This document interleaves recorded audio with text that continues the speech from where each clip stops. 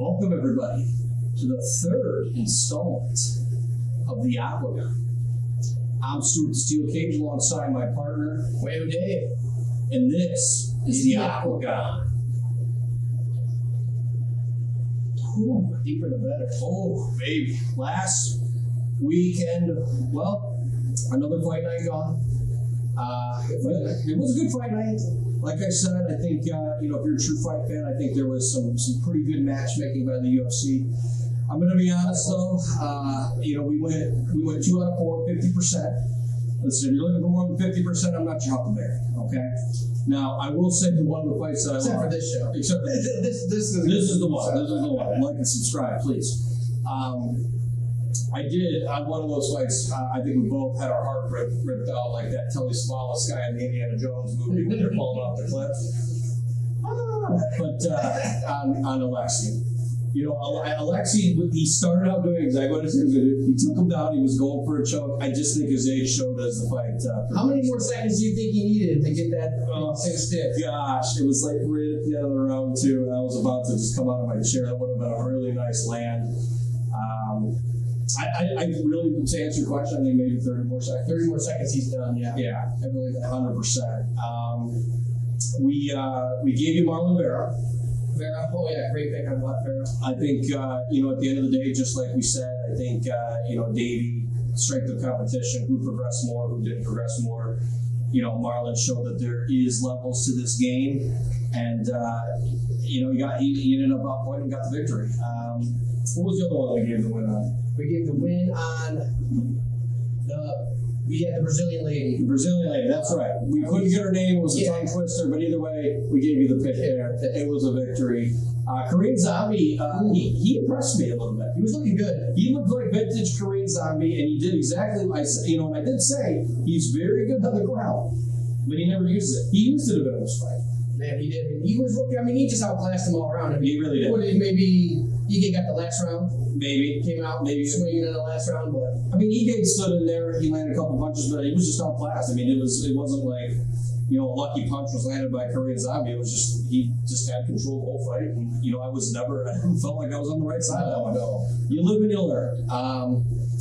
Anyhow, I digress on that. We do have a lot of ground to cover, not a lot of time to do it in. So we're going to get right to it on this card. Now, listen, this one, to be honest, there's a lot of hot garbage on this card. But there's some good fights too, and there's some fights that are real. And sometimes hot garbage means good bets. Now, this first one, I was digging in a little bit, and I have some good stats for you. I think a lot of people are heavy. I'm going to talk about Danilo Marquez and Kennedy Njoku. Okay, so here's the first thing I'm going to give you. Kennedy Njoku, I think, has about the equivalent to a fight IQ of Patty Jean in Independent, Mississippi. Okay, he's not. When you the guy is a specimen. When you look at him, he looks like he looks like a mini Francis Ngannou, honestly. But he doesn't fight with it. He's slow, low output. His last fight, he was getting his absolute ass whooped until he landed a lucky punch in slow motion. It's kind of that's hyperbole, I guess, to an extent. But at the end of the day, it still happened. He got the win. Credit to him. But I think there's some recency bias. In fact, last I checked, the line actually has moved in favor. It was a pick'em, and now it's actually, so now you can, I think in some sites, depending on where you're shopping and the time of which you're shopping, you can probably get Danilo at plus money, which is exactly what I would be hoping to do in this case. Here's the thing. I'm not telling you that Danilo Marquez is a shining star. He's no peach himself. In fact, although he did win his last two, I don't think that these were anything to write home about by any means. But let me just talk to you about his path to victory. I just talked about his fight IQ. His opponent, Kennedy Njoku. You get this guy on the ground. Now, I will say I do think that he does have some pretty good defense, but this is all Danilo wants to do. This is all Marquez wants to do. He wants to get you to the ground, and he will lay on you and grind you out, and he will just win. Okay? And I think that's one of those things where if he gets to his game plan, and even on the feet, I don't know that Njoku can really do much to him unless he lands that big knockout punch, but I think it's an easy game plan. I think you're getting some good money here. At the end of the day, when it comes to being outpointed in a fight with a guy that puts as little output as Kenny and Juco out there, I think that, he'd be less likely to score in a morgue, let alone with Vegas judges, in my opinion. I don't know what your take is on this. Well, I'm saying, both guys, a lot of inexperienced fighting going on, but man, Kennedy, I think his takedown defense is going to be a little bit stronger than the competition that Marquez has had in the past. And he does have those heavy hands. I don't think it's going to be a walk in the park for him. Man, I might be edging towards Kennedy. I can kind of see why the line's moving towards him with that takedown defense and heavy hands. I don't think he's going to be able to get through him as easy as you're thinking today. But I will say this. This is going to be one of those fights where, if maybe you finished your drink on the previous fight, go up there, get a nice rocks glass, put your favorite, whiskey in there. This is where you just you place the bet and you just don't look at it. It's not going to be a fun one. I don't think there's going to be a lot of output on either side. If you're asking me why I'm going to place my money on Marquez, it's just simply because I think he's going to take him down, lay down. It's going to be a boring ass fight, and it's kind of going to be. Who's the shittier of the two, and the judges are going to have to give it to Marquez because he didn't let him do anything, which you've seen that a couple of times. Although I do think that the wrestler is, I will say some of the fights that I am going to be picking with, I think the new meta in the UFC is kicking. Since the Khabib's passed the torch, now anybody with the last name Magomedov or fights on Dagestan, you're still getting my bet. But outside of that, I think that the wrestlers are kind of with the chain. I think it's more.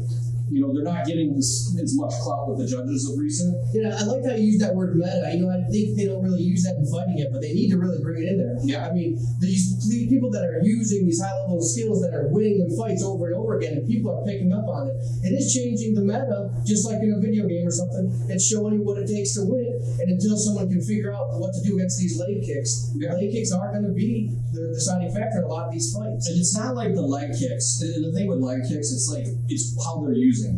They use it to set up other things. When vintage Aldo, which he doesn't kick anymore, he couldn't be beat because he would just grind your legs out and it opened up everything else for him. Right. And I think that you're seeing that a lot more. That's the meta one. All right, so next on our list here on the show notes. So I'm going to bring you a guy that I actually, I did research for the previous show. He was supposed to be on there. Now I think and I was going to pick him then.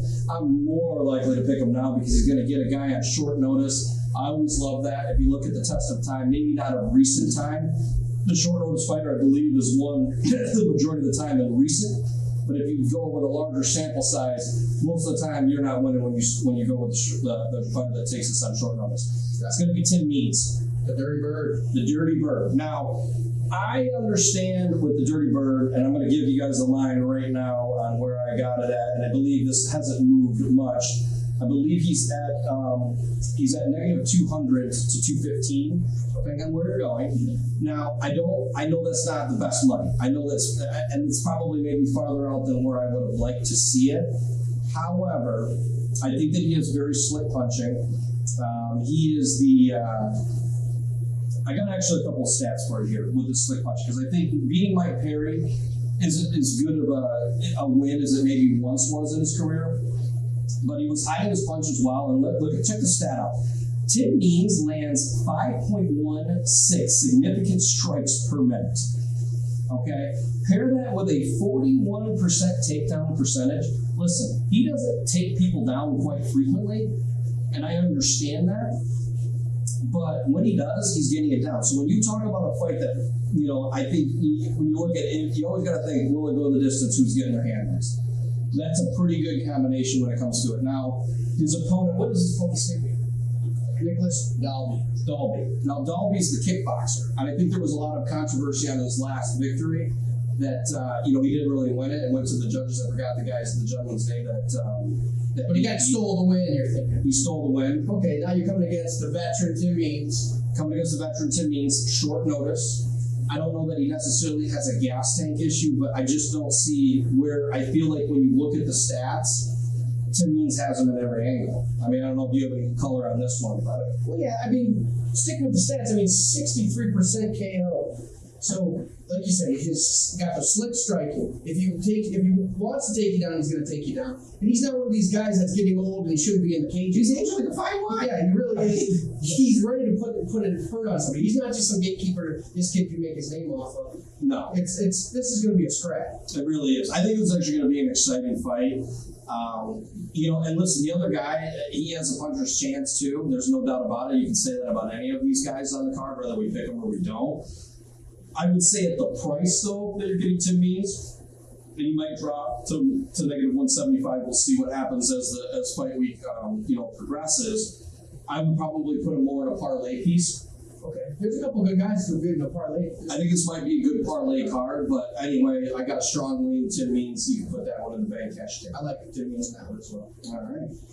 Moving on down the card, as we always said too, as a disclaimer, I usually say this at the beginning, we don't give you every fight, we only talk about the ones that we think are worth a shit betting. Obviously, feel free to comment on any of the bets that you want to play, so that maybe you think that should have been on the show. Or maybe if you want to place a future one on there, maybe we'll talk about it on a future show. Feel free to do that. Also, like and subscribe.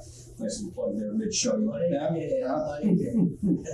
All right. This one we were both high on. All right, I gotta look at the show notes on this one because the names are hard, but I remember this guy. So Shavkat Rakhmonov. I think that's pretty good. Well, he's gonna rock this motherfucker he's fighting. I'll tell you that much.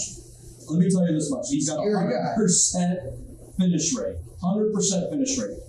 And I understand that Oliveira, both Cowboys, both the Brazilian and American version, are becoming the poster child to just kind of uplift these prospects from the UFC. Right. Big name, they give you a good fight, but they cannot win.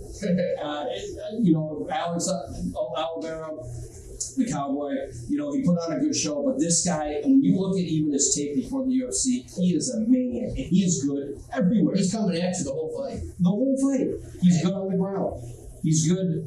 I think some of his slick strikes, again, we talked about at the beginning of the show, he uses kicks to set up everything else. He's got the power. I don't see any way that he fights. And his opponent, Michelle.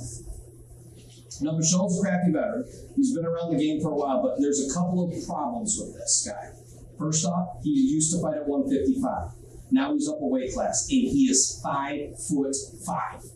Yeah, he's bulky too. I mean, that's a lot of muscle for that blood to get. Shavkat is literally 6'1". Okay, 6'1", you're gonna have the reach. And then the only thing that you think, okay, what's his path to victory? He's very good at taking people down. But I don't know that he really wants to take this guy to the ground. He looks scary on the ground. Much like I said last week, I might even be banging on that. Like, listen, he's going to be getting rocked on the feet, then he's going to take it to the ground, and then you're going to see, he's probably going to get submitted, I would imagine. Yeah, I can see that. I saw some vicious ground and pound coming out of him, too.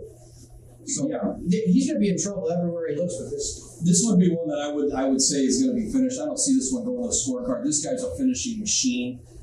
Listen, not a large sample size. I believe he's like 8-0, something along those lines. I think he's in the single digits. He is an up and comer. But listen, I think the UFC is kind of pumping him up right now.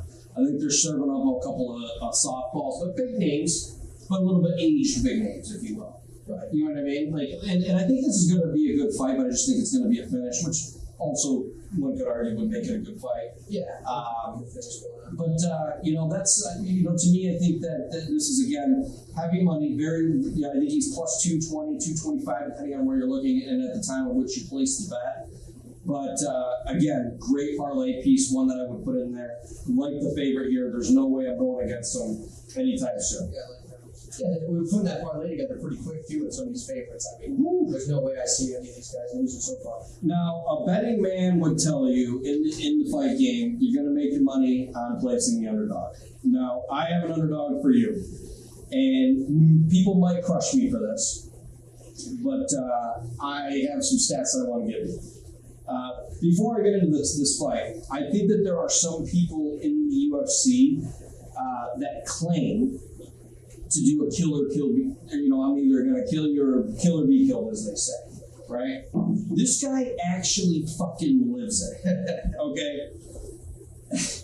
Daniel Pineda has a 100% finish rate. I'm really, this is 100% finish rate with a record of 27-14. This is over 40 fucking fights.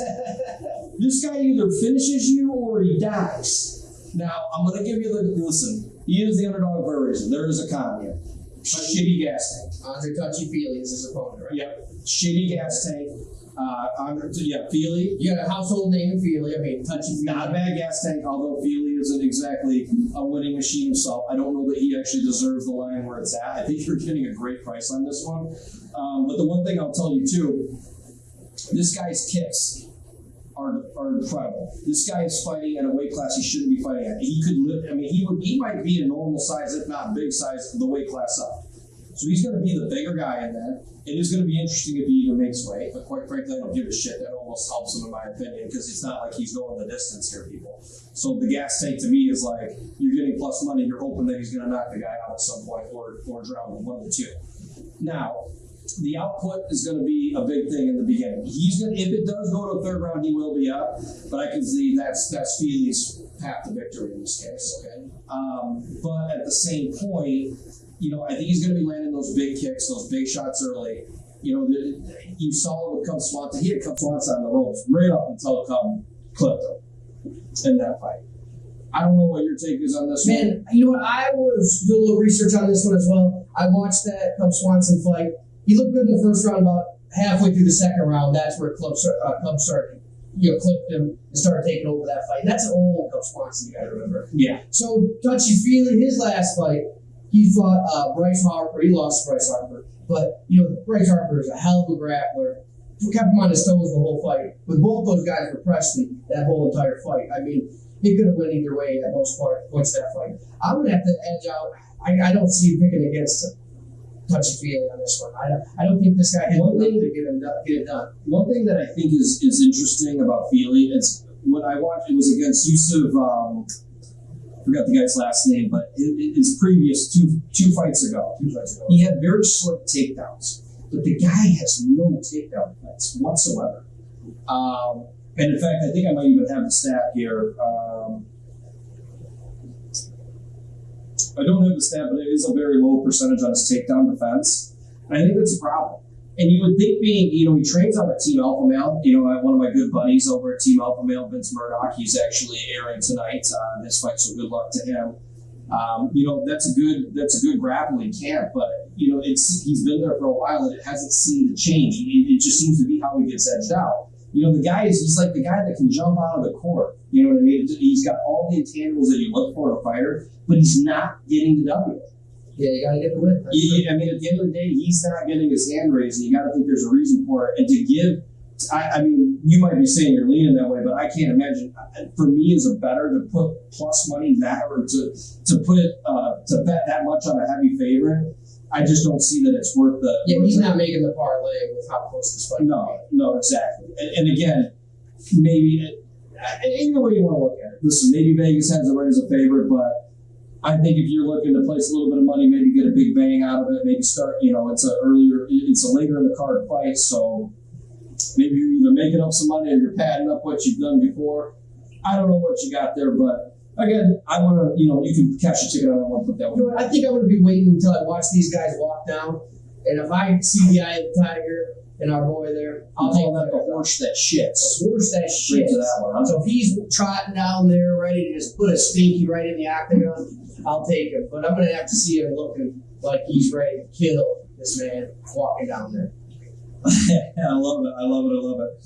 So this next one, we talked pre-show about this one, and I'm going to be honest, at the time of taping, I still haven't made a decision, so we're probably going to do this live right now, which is the only way to do it, right? Rioni Barcelos. Okay. Versus Teamer. What's his? Teamer. Yeah. Anyhow, like I said, we're not good with the names. We're gonna get better with the fucking names. So what is it, Teamer? Either way, we looked up the tape on these guys, so forget how bad we are at butchering the names. We apologize about that. It is a fight night, not the most biggest of names of fight nights, but we'll get better in time. But anyhow. Both these guys. So I'm going to start with Rioni Barcelos. Now, this guy, again, we're talking about the kickers. This guy has some of the nastiest calf kicks you'll ever see. And I mean, absolutely treacherous.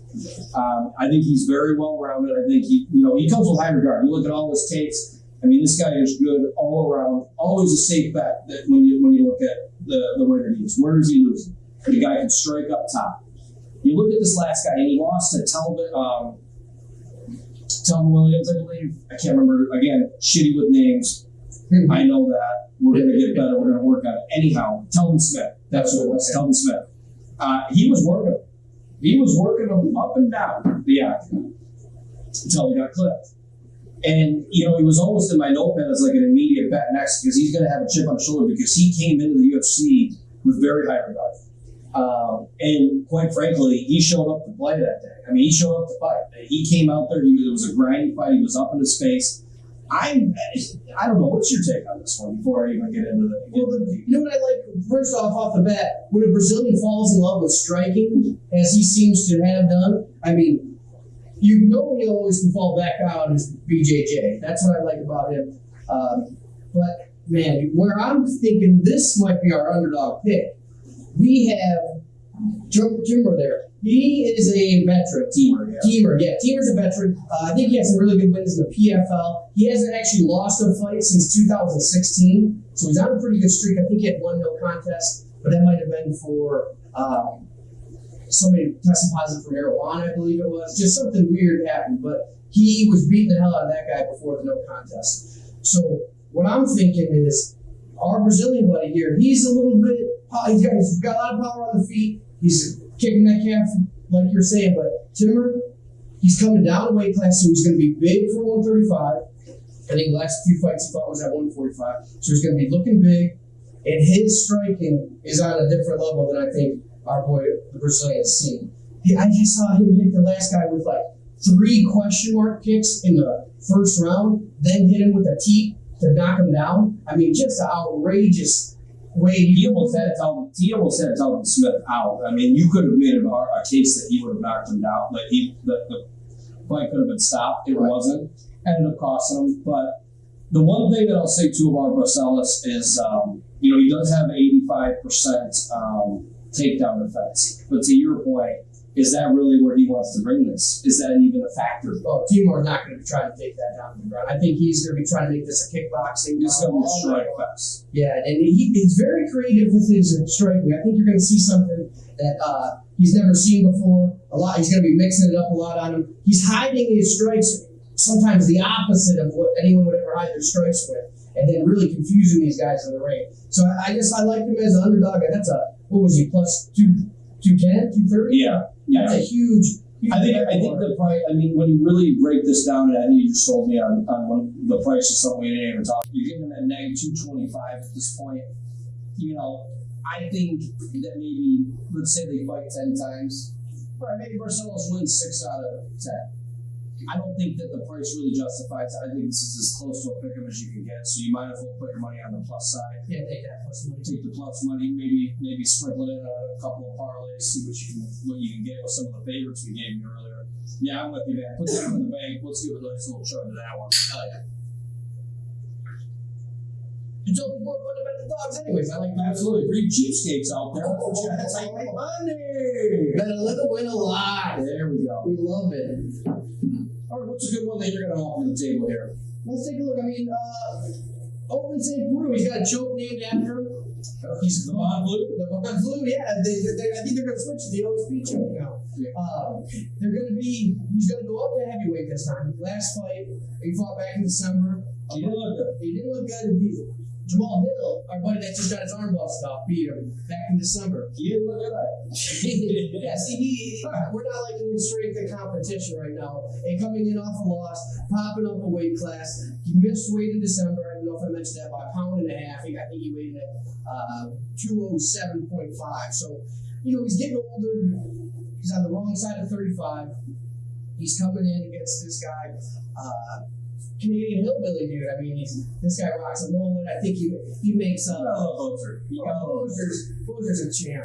Just he makes silly videos on YouTube, and I think he even has a TikTok channel that he's working with. I mean, just a character. I mean, this guy can have a lot of fun with it. It looks like he's having fun in the octagon. Got a lot of power. What did we talk about on the show notes? He had that one bad loss, but that was Gane. I mean, yeah, we'll get to Gane in a second here, but give me a break. Not many people are going to be beating Gane. It's it's one of those things that's kind of a sad truth, and quite frankly, St. Cruz, this is probably his last fight before Bellator, I'd say. and it's a sad truth that happens. I think these guys, and I don't blame them, you see it all the time in sports across the board. They stay in it too long. They love that glory of the game, but I think he's just cashing the checks on his name at this point. It's very rare in your age, as fighters, especially in the fight game, you take a lot of damage that you age and you get better with time. I'm not saying that it's impossible, but at the same time, from what you look at the tape, you look at the background, what does St. Cruz done? What has he done? I think the only thing he's done, he kind of became a household name with choking people in a way that really no one would know how to defend that choke for a while in the UFC. And then he gave John Bones Jones a good fight when Jones came off of a huge layoff, and who knows how much he was training to get ready for that fight. I mean, or how much coke he was doing. Yeah, I mean, that guy's probably partying this week all the way leading up to that fight, and Bones Jones still gets the W. So, is the best thing about his record that he stuck in there with Bones Jones, gave him a fight, or what? And the first thing you said at the beginning of this tape, I mean, he's fighting up a weight class now. Listen, I understand metabolism work is good, but you're a pro athlete. And when you go up in a weight class, that just means you're not doing the cardio like you need to. And quite frankly, that showed up in his last fight. Yeah, I mean, you weren't serious enough. You might not be taking it as seriously as he once did. He's just maybe cashing a check. Who knows? But, to be fair, the Bones probably could lose a little bit of weight and get down to 205. He looks like he holds a little bit of the body weight on him, but I think he's younger. I think he's got more energy. Yeah. I think he's having fun in there. And another good parlay piece. It's good parlay. And I think that maybe the UFC is tossing it this way. I think he's going to come out a little bit angry after his last fight too. Yeah, I can see. I think the UFC might be tossing him up a little bit of a bigger name to kind of pump him up. They're giving him the.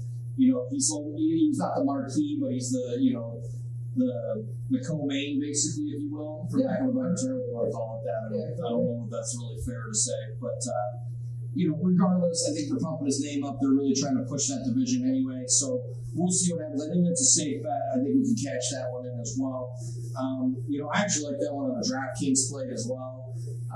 I might both bet that one solo and put that one in a parlay piece because I just don't see.